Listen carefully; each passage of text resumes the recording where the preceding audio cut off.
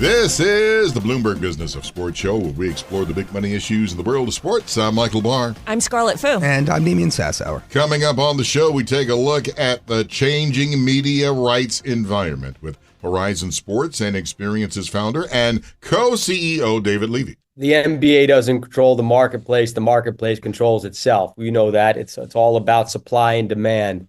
And I would say that the NBA is probably, if not the top, number 2 in the most desired product out there. Levy's company is also getting ready to hold its second big pickleball tournament live on ESPN. We'll get his thoughts on that. Talking about the pickleball, all that and more coming straight ahead on the Bloomberg Business of Sports. But first, it's the end of an era in New England. Yeah, because after over 20 years, and let's face it, a lot of winning, Bill Belichick is officially out as head coach of the New England Patriots. It was a tenure that saw him become one of the sport's greatest winners and saw him earn over $200 million. Here's Bill Belichick saying goodbye to New England, at least for now. It's with just so many fond memories and thoughts that I think about the Patriots and I'll always be a Patriot. I look forward to coming back here, but at this time, we're gonna move on. The Pats wasted no time entering their new era post-Belichick. The team announced it is hiring former player Gerard Mayo as head coach. To help us recap a busy week of NFL coaching news and more, we welcome back Bloomberg US sports business reporter Randall Williams. I don't know what football now is going to look like without Bill Belichick. He's not going anywhere. He's just not going to be in New England. Yeah, that's true. But, I mean, I've always thought of him with Is that true, though? I mean, here's my question. Do you think a New England Patriots fan, do you think they're happy or sad? I mean, what do you think? When you win as much as they do and then you lose as dramatically as they have, it's bittersweet because you had so many championship parades, so many wonderful moments. But, I mean, even if he stayed in the coaching job, based on how they played on the field this year, I don't know where they go from here that he is going to build a quarterback up, just because even if they select someone in this year's draft, based on how he's handled Mac Jones, See, now, I'm going to just say it, and I'm sorry, Patriots fans, y'all are spoiled. Because I'm a Detroit Lions fan. We're losing our damn minds now, man. This is in 30 years, we are hosting a playoff game, and here we are. And what's sad is I covered that 30 years ago when we hosted the other playoff game back when I had jet black hair and looked as good as Randall. But now it's like, now I'm limping all over the place. My point is a team is going to ebb and flow. And after a man has won as a coach, head coach, 6 Super Bowls, and now he's out the door after 24 years. He is not going anywhere in the coaching carousel. I think when ESPN, Adam Schefter reported that, he's highly sought after by the Falcons, and there's 8 head coaching openings now, someone is going to hire him. So one of the openings is in Seattle, but the way that Seattle's handling the departure of Pete Carroll is a little different than what's happening with the Patriots organization and Belichick. Pete Carroll is out as head coach, but he's not really leaving the organization, is he? That's what they're saying. I think it remains to be seen. He could stay on in an advisor role or something to that effect. Brad Stevens for the Boston Celtics, he was coaching them for a number of years, and then he took a front office position. I think Pete Carroll could do something similar. I think the Tampa Bay Buccaneers coach did something as well. Bruce Arians, after they won the Super Bowl, he was on the sidelines doing God knows what, telling people what to do and ordering Mike Evans to go defend Tom Brady. So this is like an amicable breakup rather than a Pete Carroll did not want it, as far as everything I've read. He did not want to leave that position. But just based on how the Seahawks season went, I believe they are 1.6-3. And to finish 9-8 or 8-9, one of the two, and miss the playoffs, it's disappointing because when the Seahawks play their division rivals, those games just get very, very tough for them. I mean, you're expecting these division rival games to be a little closer, and every time they've played the 49ers, it hasn't been pretty. And so when the owner is looking at the future of the franchise and what they want to do, they just wanted to make a change. Speaking of coaching ranks, Jim Harbaugh. Yes, Where do you think Jim winds up? He has a bunch of options. He can head to Los Angeles, which everyone wants to be in Los Angeles. He can head to Vegas. Mark Davis I'm sure would welcome him in open arms. So for the high-profile coaches out there, Jim Harbaugh, Bill Belichick. I don't know if you can throw Vrabel in there, but he's a very good coach. There's a lot of options. There's going to be some people that are going to be left out, but the thing that is most interesting to me is with 25% of the league firing their head coaches, the NFL has long had a saga with the Rooney Rule. Will they hire people of color? Yeah. And with 8 head coaching openings there, Eric Bieniemy is another candidate who was given this Commanders job. Obviously, the Commanders season didn't go the way that they wanted it to, but there's a number of people of color who are going to be interested in these jobs as well. Or are they just going to hire these legacy coaching acts to come in and, do things their way? Now, again, let's keep in mind, too, we're talking about coaches who are done with the regular season. Right. I'm expecting something to happen with coaches who are heading into the playoffs and then maybe get knocked out in round one. That's true, too. And then they get the axe, and now they're out on the market. I mean, you look at the Cowboys. Jerry Jones did not say that Mike McCarthy's job was safe. He said, we'll see after the playoffs, which means I think it depends. NFC Championship or bust. You can't go out to the 49ers again. There's also the Eagles. The Eagles were 10-1. They finished 11-6. Yeah. I think it would be the biggest shock yet if the Eagles fired Nick Sirianni less than a year after he made the Super Bowl. But crazier things have happened. They fired a Super Bowl coach a couple years ago. So we'll see. Let's talk about the article that you wrote about Tiger Woods. And again, Golf's richest man. I think, I'm hip because, I know that Tiger Woods is with Nike and he's been there, oh my God, for 2 or 3 Longer than I've been alive. Yeah. And now all of a sudden, that's it. About 27 years with Nike. And I remember when he first signed, it was something like $40 million. And people were like, $40 million. And now today, that's like chump change. Yeah. That was one of the greatest marriages I can think of any sports figure with any type of product. I thought that he would have he would have a lifetime deal. Yeah. Because when you spend that much time with the brand, very rarely do you break up in that way. Was this a nasty breakup? No, I think Tiger chose to leave. And so I think he has something planned. Yeah, for sure. Yeah. I mean, it's Tiger. He has the world as his oyster, and in large part of that is because of Nike. I mean, Nike was doing golf advertisements that were bigger and better than everyone else. And so... Didn't Spike Lee direct some of those commercials? I believe so. Yeah. I believe so. Very and stylish. So, for Tiger, he can go and do anything he wants, but I was surprised that Nike didn't say, here is a deal similar to Michael Jordan and LeBron James and Kevin Durant, and now Tiger can go and invest and do whatever else he wants next. Well, what's interesting is his son Charlie, who's actually an up-and-comer, actually, how old is Charlie now? He's young. He's 14. Yeah, he's very young. But, so is Tiger. So, I think he was wearing Grayson. Now, I have a lot of Grayson polos in my closet. I probably maybe you should be an ambassador. Yeah, no, or... That's exactly where I'm going with this, Randall. I'm glad you realized.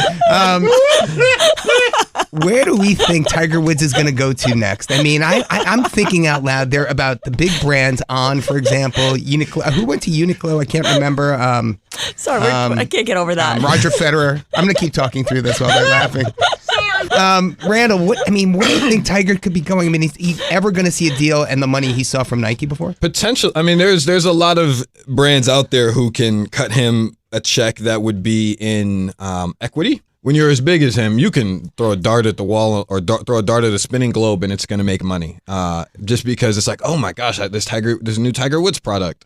So the world is his oyster. I don't even want to guess where he could go because I'm sure he's just taking meeting after meeting, or maybe he's just sitting at whatever golf course and having a cocktail and being like, he could do nice. different things, right? He could sign with the Uniqlo because that's apparel. Then he could sign with On Holdings, which makes those sneakers that everyone wears. He could break it up into different pieces. For sure, he could have but the thing is, everyone wants to have him as a whole. Of course. He could definitely split it up, but it just gets complicated like that. Then the brand, you have to get all the brands to work together, and it becomes a little weird if you are wearing one brand on the top, one brand on your pants, and then a different brand on the bottom. It looked like a soccer team from Europe. Yeah, in some ways, for sure. The navy blue, the Madison navy blue doesn't match the Royal Navy blue from from Grayson. There's whatever. That's something his team will have to work out. The Nantucket Navy. No, but truthfully, you would think kind of the way LeBron is doing with his son that matters. That matters at this point in Tiger's life. What is Charlie going to be doing? He wants to be involved with him, I'm sure. I thought the exact same thing because what I think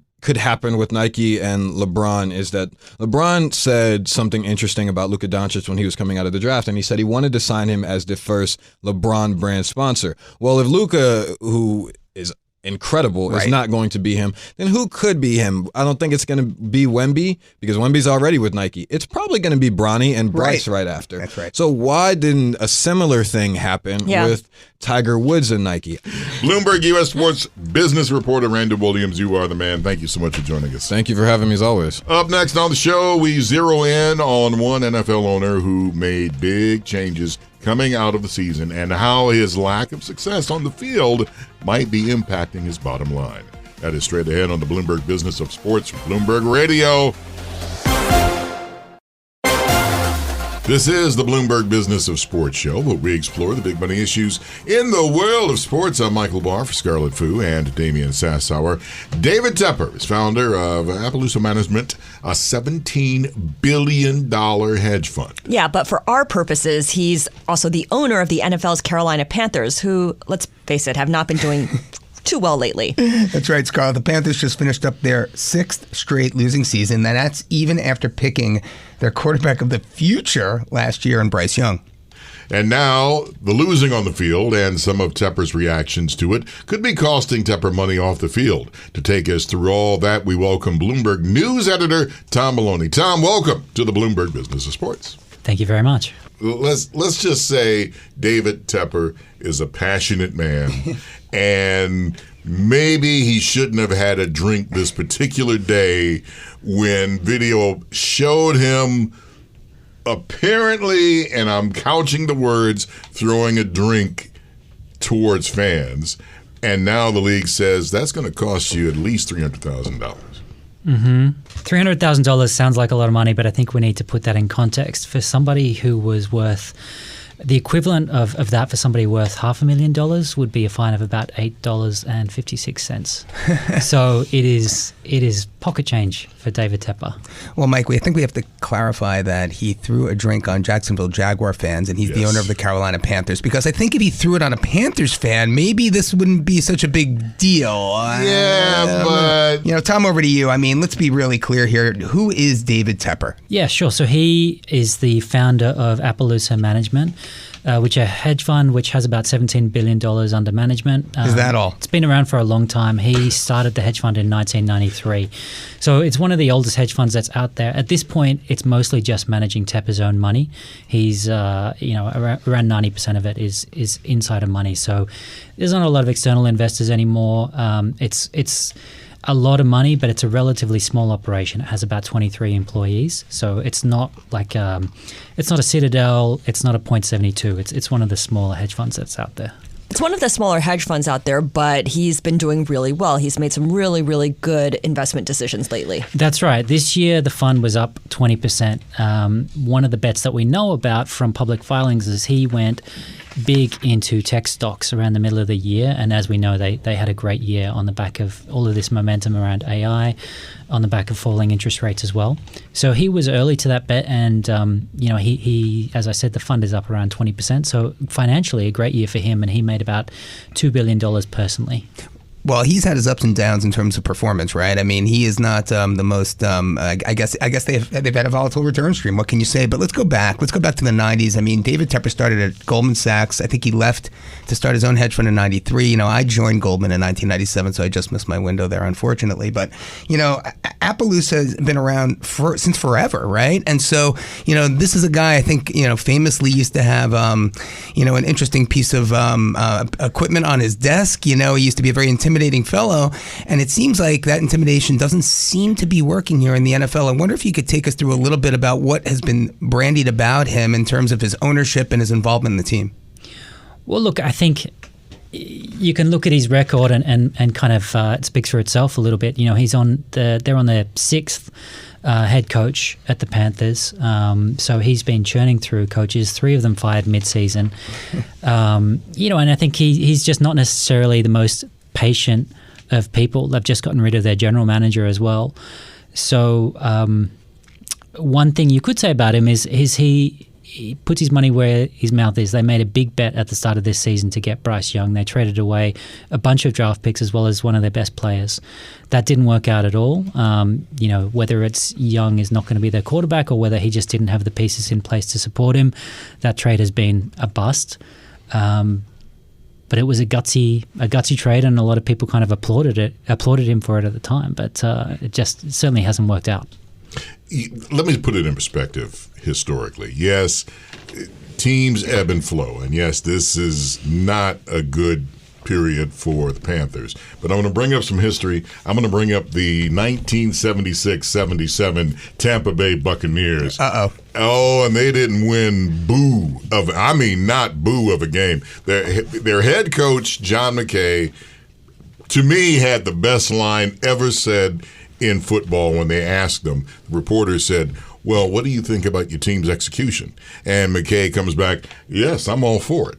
They were that bad. So this is the same thing that's happening with the Panthers.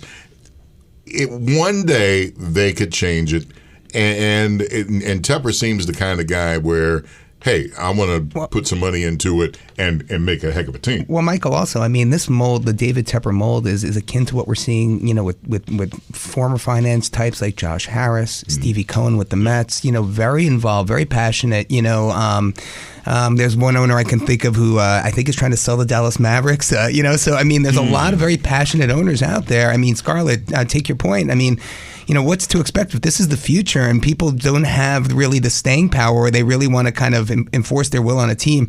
What does that mean for the future of the league? I don't know. It's a good question that you have these investor types, billionaires who kind of approach owning a sports team in the same way that they approach how they might manage their team in the finance world. What do we know about the interaction that David Tepper has with the management of the Panthers? How involved is he, and what does that say about his management style overall in the finance world? Well, I think there was some great reporting that came out of The Athletic earlier this year that spoke about some of those interactions. So, it was to the level where he was calling Frank Reich, his coach, before he fired him mid-season, and saying, look, you got to fix the quarterback's footwork and stuff like that. So very involved. There was a lot of politicking, assistant coaches texting Tepper, trying to cover their own backs. So it doesn't sound like a fantastic environment. Not a fantastic environment, but does he have the experience that other owners might have managing a large, sprawling organization with different levels of staff? I mean, Appaloosa, as you mentioned, mainly manages his money, so it's not a huge operation, is it? That's right. It's only about 23 people. And Steve Cohen, he's a hedge fund manager as well, but Point72, more than 1,000 employees, so it's a very different type of operation. And when you come into an NFL team, it's not just the 53-man roster. You've got, hundreds of employees. You've got scores of coaches. So it's a very big and complicated operation and business to run. Well, I'm sorry, I was going to say, to give you an idea about Tepper and his mindset, he told somebody, the first thing I think about is winning. The second thing I think about is winning.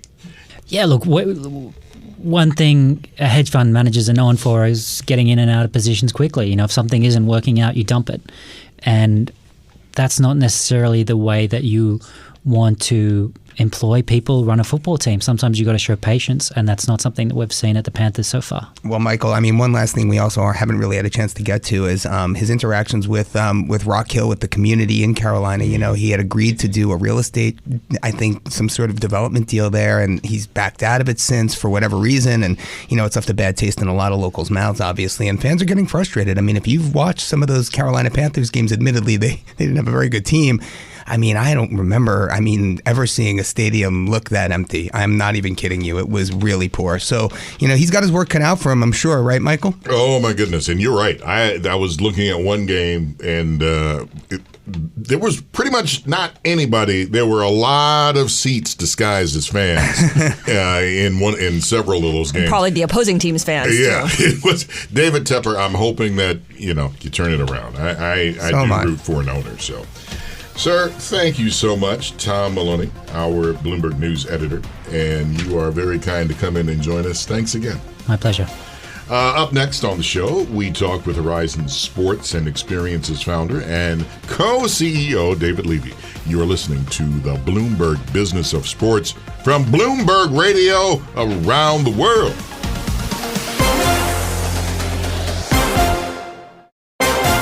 Thank you for joining us on the Bloomberg Business of Sports show, where we explore the big money issues in the world of sports. I'm Michael Barr, along with Scarlet and Damian Sassower. One thread we've been following here on the Bloomberg Business of Sports is how much the media landscape is growing and changing. One firm that's looking to the future of sports and media is Horizon Sports and Experiences. That's right, Michael. Horizon is a sports marketing and consulting firm led by David Levy. He's founder and co-CEO, and he's also the former president of Turner Sports. Damian and I, we got the chance to talk with him about the changing sports media landscape, plus what his company is up to. Let's take a listen to that conversation.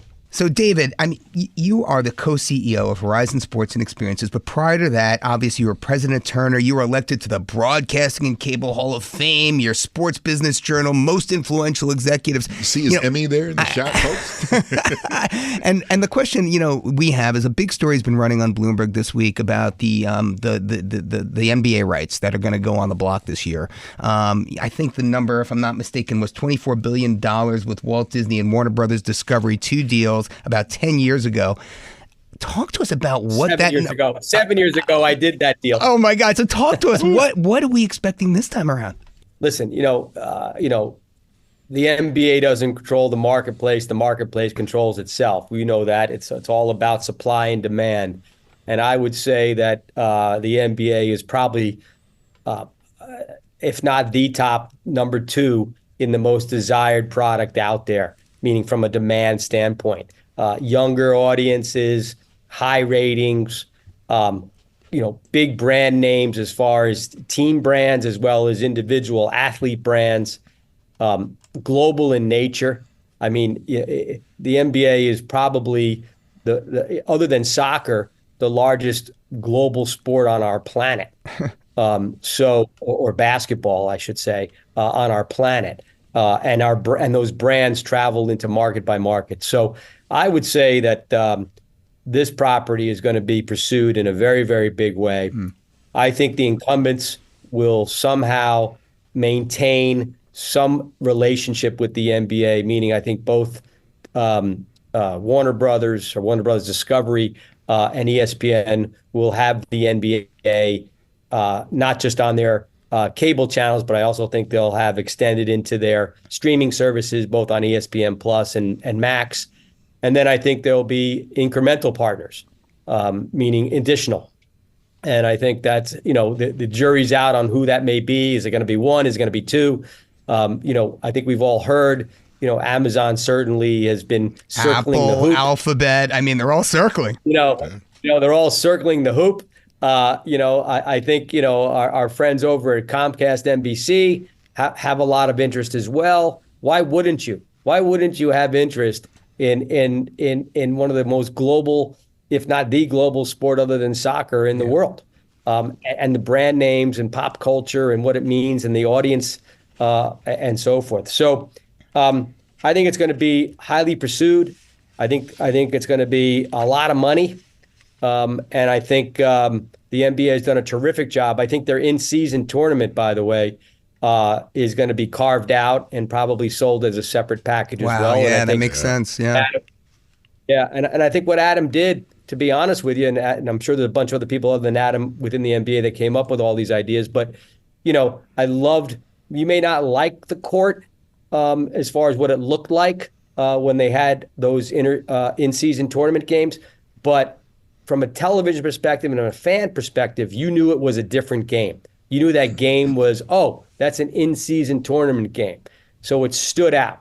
And yes, I think the players had some arguments about it. Maybe the fans didn't love it. So maybe you continue to change it a little bit. But having a different court, having a different uniform, knowing that game means something else, having an early in-season tournament, you know what? People watch the Lakers win. Yeah.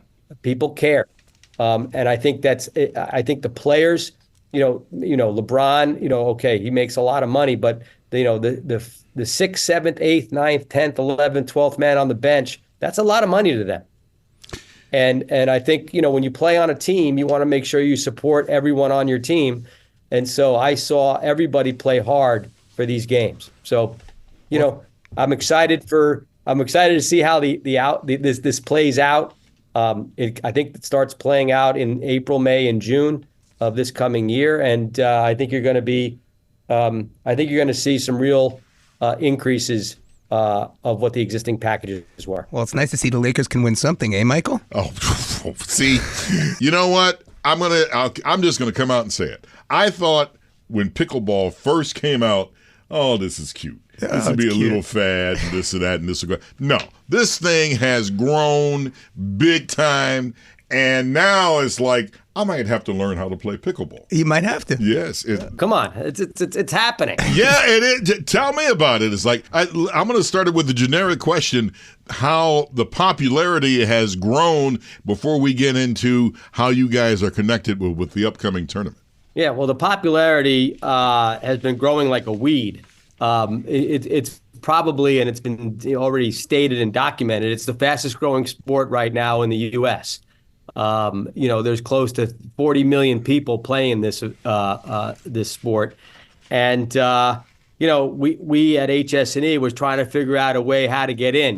We don't represent a league, and we don't have any pickleball athletes. So what was our entryway into getting into this fastest growing sport? And we figured out how to do that by taking, the best names in racket sports today and putting them in the fastest growing sport and putting $1 million purse on it. And that's what the Slam 1 was, and that's what Slam 2 is coming up on February 4th. David, for our audience, we have to pull a feather out of your Turner broadcasting days. The match, right? I mean, that's really where the brainchild for this came from, right? Tiger Woods against Phil Mickelson, and then last year, obviously, you had the doubles match with Agassi, Chang, and what do we have this year? A little bit of a change in format, no? Yeah, a little bit of change, but you're absolutely right about the match, and that was the simple idea of basically taking the biggest names in golf and putting them head-to-head for a $9 million purse. And that was the original match. The later matches, when I wasn't at Turner, became a little bit more charity-driven and a little more celebrity-focused. And I like to stick with authenticity and focus on real money, real names, and real matches. And so the first one was McEnroe and Chang against Agassi and Roddick. That's right. Agassi and Roddick actually won on the final point of the tournament, which was kind of exciting. So it went all the way down to the last point, and so Agassi is sort of defending now with his wife Steffi Graf. So Agassi and Steffi are now playing against McEnroe and Sharapova. Well, let's talk about that. You can't. Sorry, David, talk to us about that initial matchup, because beyond our wildest dreams, 237,000 viewers under 50 years of age. Is that right? And if I'm not mistaken, it performed better than most Major League Baseball and NBA games for the week. Yeah. So, talk to us about your expectations for this matchup. Well, as you know, programming and making sure you find the right slot for these types of events are really important. The match, when we did the first match on Turner, we did that on Friday before the NFL decided that might be a good spot for TV audiences. We did it on the Friday of Thanksgiving when there wasn't a lot of competition. The first match was actually done between the semifinals and finals of March Madness, and we were actually the lead-in to the women's finals of the NCAA tournament. So finding the right slot and having that kind of rating, I think, was a combination of where the slot was, and at the time that was at daytime, Sunday at 12 noon. This is going to be in prime time. Wow! This is going to be the Sunday, the week before the Super Bowl. Our lead, we're the lead out now of the pickleball slam. Excuse me, of the Pro Bowl and an NBA game. So the Pro Bowl is going to run on Sunday on ESPN, and then they have an NBA game, and then the pickleball slam comes on. Slam 2 comes on at 8:30 that night. So obviously the success of Slam 1, had ESPN figure maybe we ought to put this thing in prime time. That's former Turner Sports president and founder and CEO of Horizon Sports and Experiences, David Levy. Coming up, more of that conversation. You're listening to the Bloomberg Business of Sports from Bloomberg Radio around the world.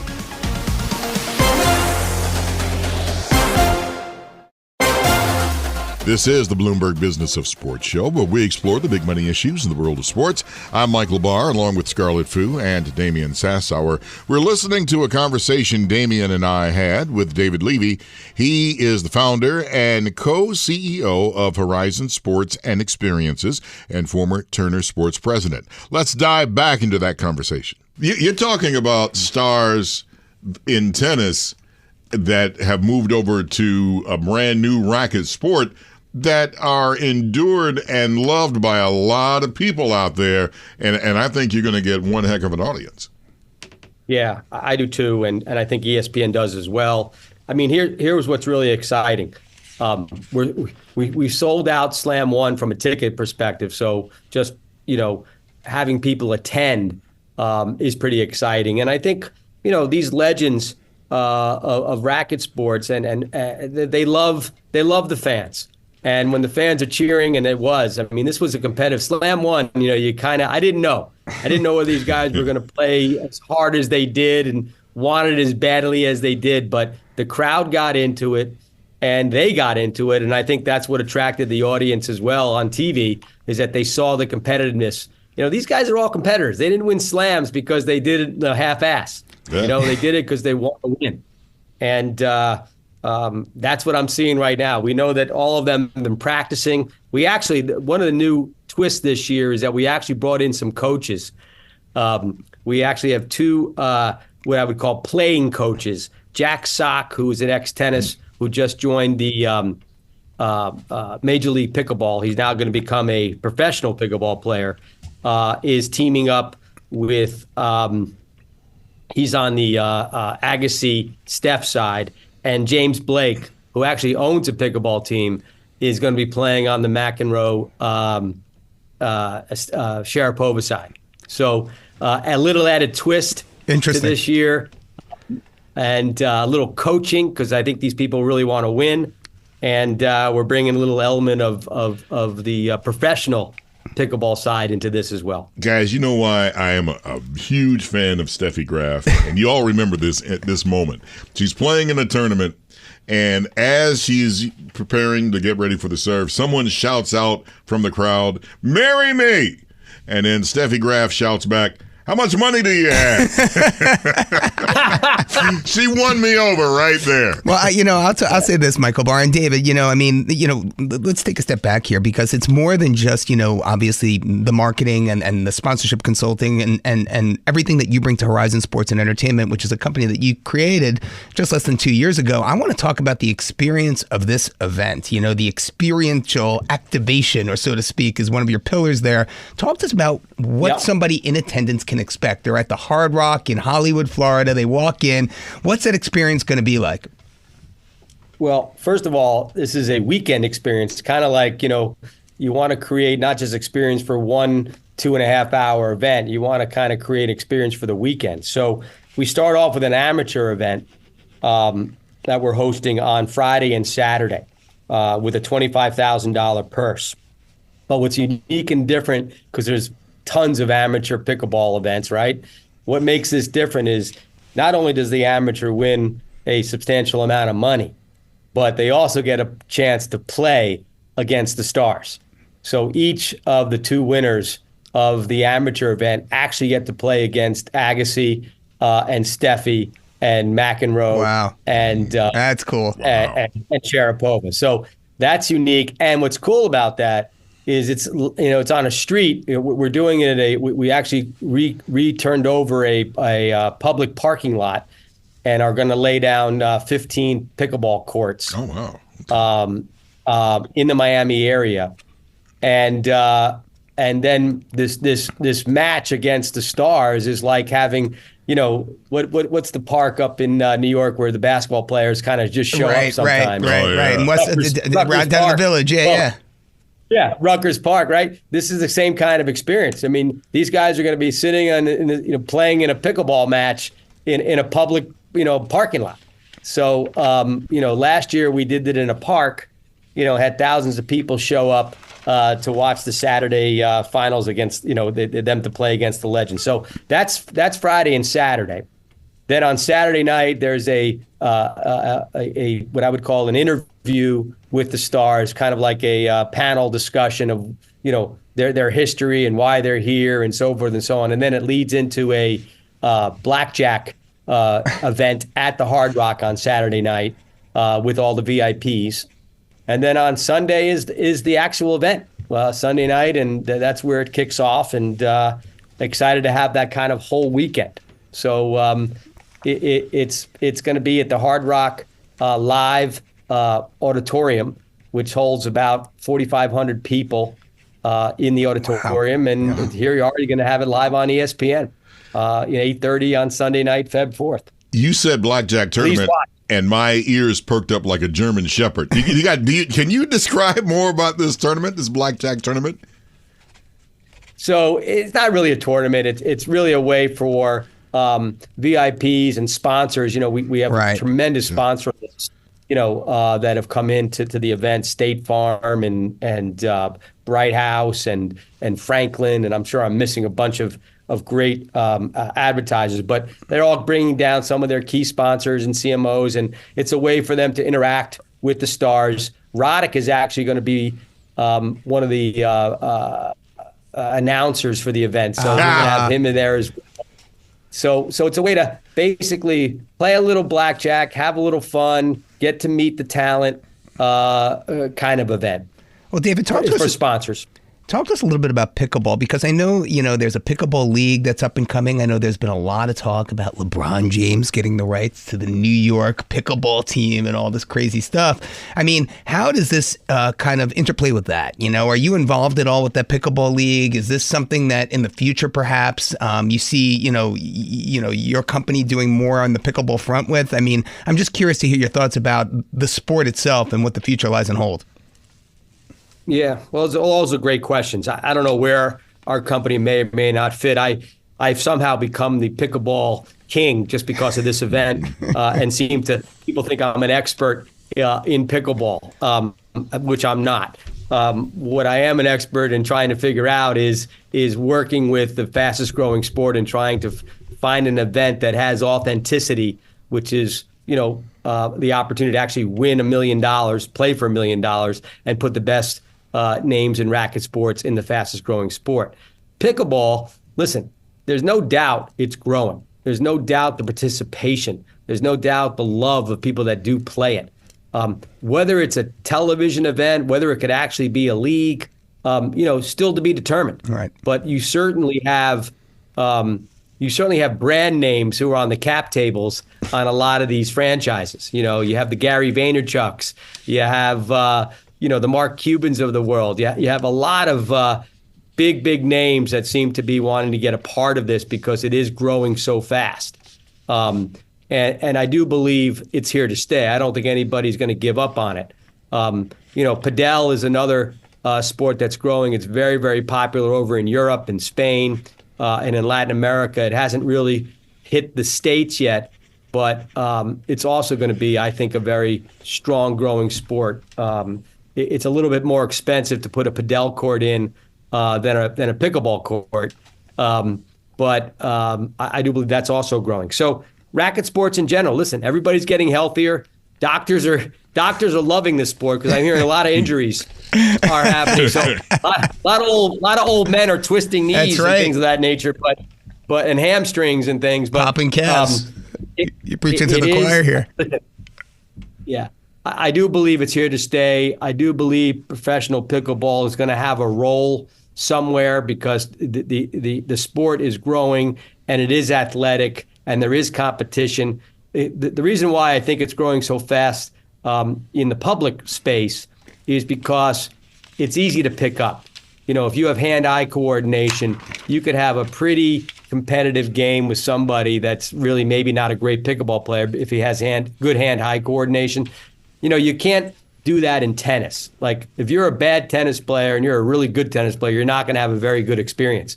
But, if you're an average pickleball player and a good pickle, you could have at least a fun experience. It's also very communicative, meaning, there's a lot of opportunity to have a lot of socializing. You're close to each other, where tennis, you're much more far apart. So there's a social aspect, a competitive aspect, and I think that's why you're seeing such high growth in this.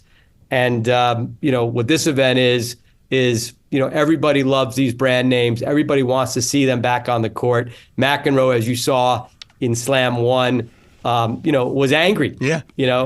As Michael said, he saw him being angry and missing shots, or maybe Darren, you said that, whatever. Damian, excuse me.